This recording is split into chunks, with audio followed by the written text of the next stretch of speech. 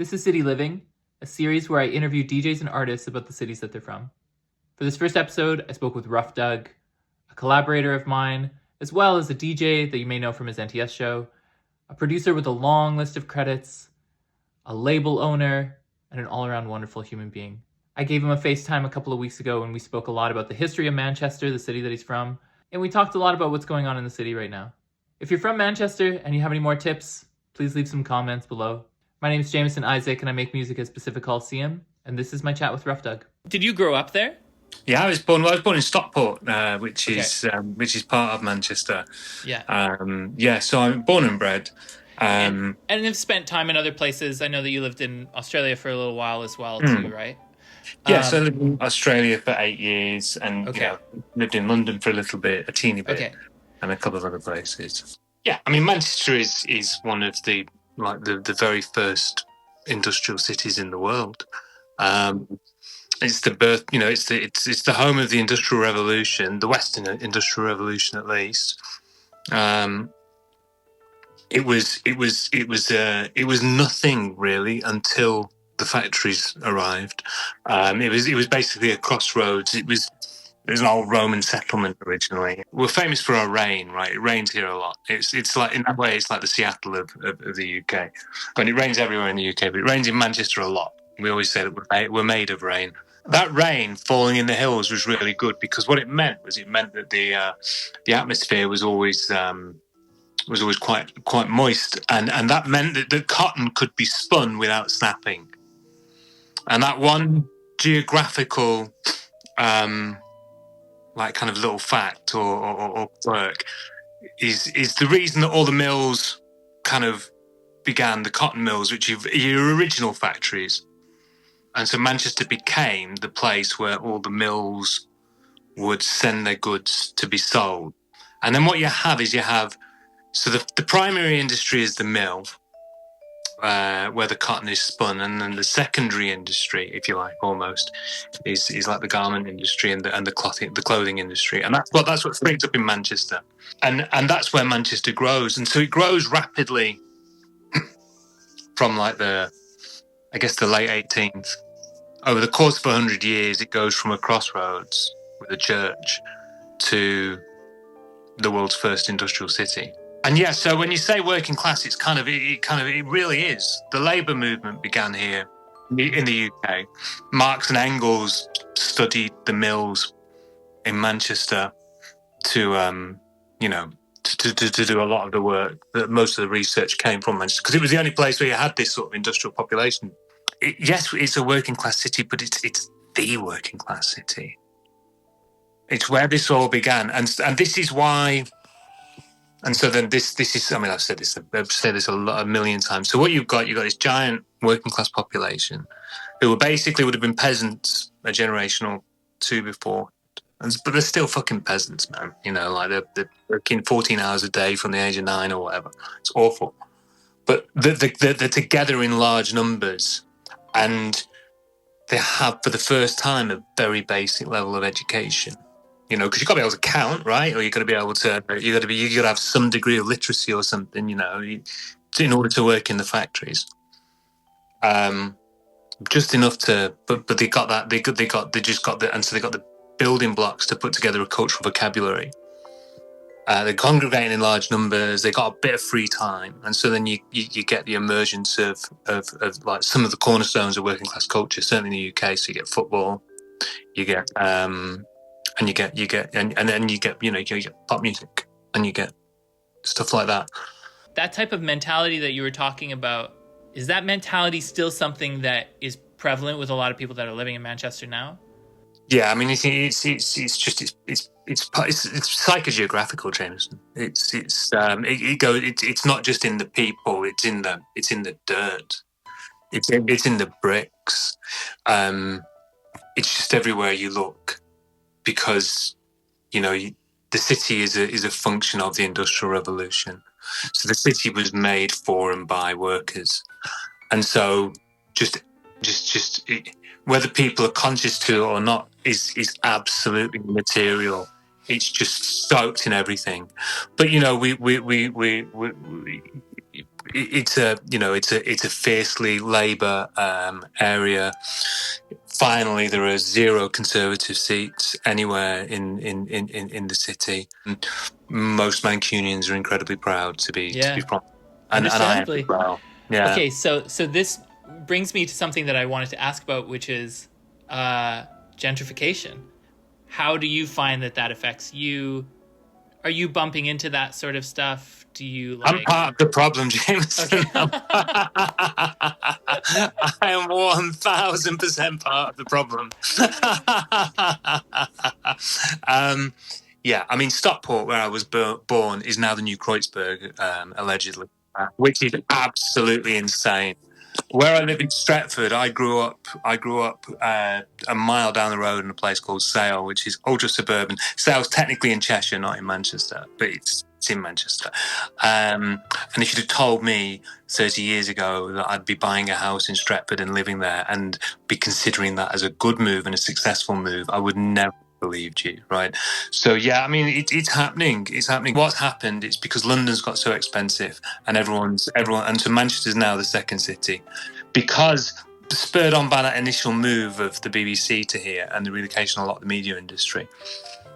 Then subsequent, and because Manchester is such an exciting city culturally, and because the city has done a really good job of sort of building itself up and promoting itself, and so now you're at the state where it's kind of insane. It's kind of gross, and you're seeing all these suburbs are changing massively. Ancoats, my studio, I used to have a studio in Ancoats, got priced out about 6-7 years ago. And when I was there to begin with, they just started the development, and it's insane what's happened there. And so that's kind of happening in the city centre, and you're seeing it all changing as it moves out. House prices are going up all the time. Parts of Manchester now are almost as expensive as London. And so yeah, it's and people are leaving like many. The next wave of really cool creative people are all jibbing off into the hills, basically, because they're priced out. They're priced out, basically. I know that you were running the venue space. Remind me of what it was called again. Oh, Rainy Heart. Yeah. Oh. Do you feel a sense of, or a want or desire to contribute to the city, to give back? Yes, and I always have. From the first time I got an agent, so the day after I found out that we were pregnant, so 9 years ago, I got an agent, got my first agent. And I've had, a few agents since then, all of whom have been absolutely marvellous people. And to every single one of them, the very first thing I say is, I want you to get me gigs, but there is a big circle around Manchester, and that's where I do my thing. And so, I'll play outside of Manchester. That's my job. And then inside, this is my, it's pure here. It's pure, basically. It's the connection with the culture here is not commercial. Yeah. Or not always commercial. Sometimes it is.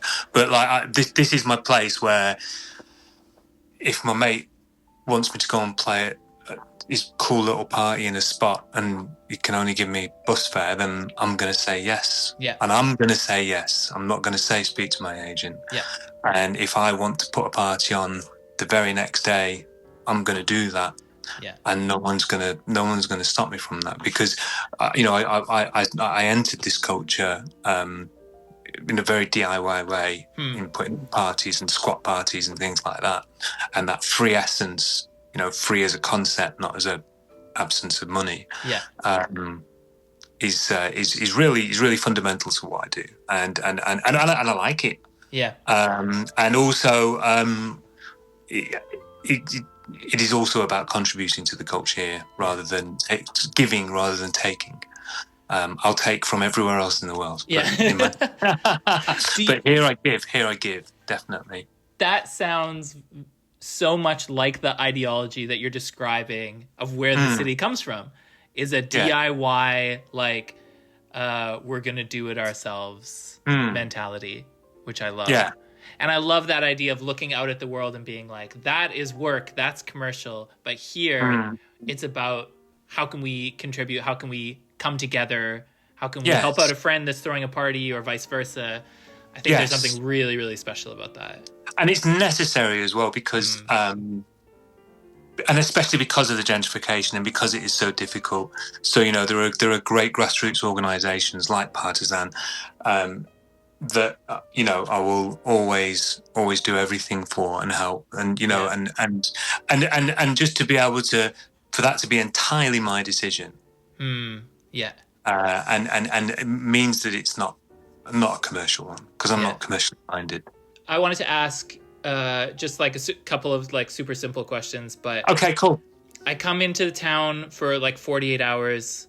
Where are you taking me for lunch? Oh man, like, so you've got 2 lunches, right? So 2 lunches. There's one high and one low. I've got to shout out my dear friends at Higher Ground, which is one of the best restaurants in the universe. Actually, it's just amazing, and it's the stories they tell with food are exceptional. So we would go for a very lovely lunch there, and then I'd have to take you for a rice and 3, I think, to either Cabana or this and that. We can fight about that. So it's in the northern quarter. Basically, the Rice and 3. It's like a restaurant that does just loads of curries. So it's a rice and 3 different curries. It was for it's historically rooted in like when the garment industry was still in the middle of town, and there were factories that were basically kind of like Indian and Bangladeshi quasi sweatshops, and all the workers would go and these cafes would basically be feeding all the South Asian workers, and so a few of them have remained, and it's still just a great place. It seems to be the Rice and 3 particularly, that notion seems to be a very Manchester thing. So those are our 2 lunches. Okay, let's say I'm coming with the family and we want to spend some time outside. What's our outside activity? I know it's raining a lot, but you know, I'm from Vancouver. We're used to that. Shout out some parks. I mean, the beautiful thing about Manchester is that even though it's a big city, you don't need to drive. You can drive for like 15 minutes, and then you're in the countryside. So you go up into the Peak District, to the east of the city. You can drive for like 40 minutes, and you're up in the hills in the clouds, and it's purple and it's grey and it's brown and it's fucking brilliant. And then there's just some beautiful city parks as well, you know. Parks on the edge of the city. Like, so maybe you should go to a stately home. Maybe you can go to Dunham Massey or Tatton Park. Or Bramall Hall. Bramall Hall's the one, actually, because then you can go through Stockport and you can see what all the fuss is about. And Bramall Hall's a really beautiful kind of Tudor style place. Yeah. What's like the most reliable, this is going to be an enjoyable place to go? Doesn't have to be like an afters, like all night sort of thing. Something, maybe a little bit more our speed, if I could, you know, use that sort of phrasing. Something that might have me in bed closer to like 1 than, you know, 6. Well, you just have to pray that Rainy Heart's knocking around. We popped up somewhere, and you can come and I'll play some records for you. Like everything that I saw, it just looked so up my alley. But if Rainy Heart is closed and you want a nice night, where do you go? I mean, there's a few different. You know what? Fuck it, just go to the White Hotel, mate. Yeah. Like, yeah, you need to go to the White Hotel. It's the best. It's the best club in the world. And then maybe like. Shout out something I know that you shouted out your friend's restaurant. Mm. Are there any artists or DJs that need some... I mean, this platform isn't huge, but... People to check out.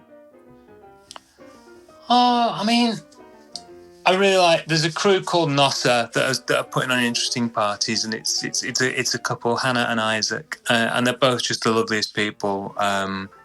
They're some of my new favourite people that I've met recently. Terrific DJs, just got the right idea. Yeah. I've got. Let's shout out the Nossa kids. They're amazing. Yeah, cool. Defo. And an artist that you need to check out is my friend Madison, Maddie Cantanatos, who's an amazing, just a polymath. She's a tattoo artist and a fashion designer, and just. I think on the verge of really blossoming into a megastar. Wow, cool. Okay. And other than our track that we have that's just out today? What else do you have coming up? Rhythm Section, which is a label I've been associated with since the beginning. Bradley's a really dear friend. I mean that sincerely. That's not just showbiz chat. The Rhythm Section is 10 years old, which makes me feel really old. And because I felt old when it started, I was kind of like the old guy on the label then. So, that's, Jesus. And so there's a really exciting box set coming out. I hope I get one for free. It's 10 records, I think, or it's 10 sides at least. Yeah.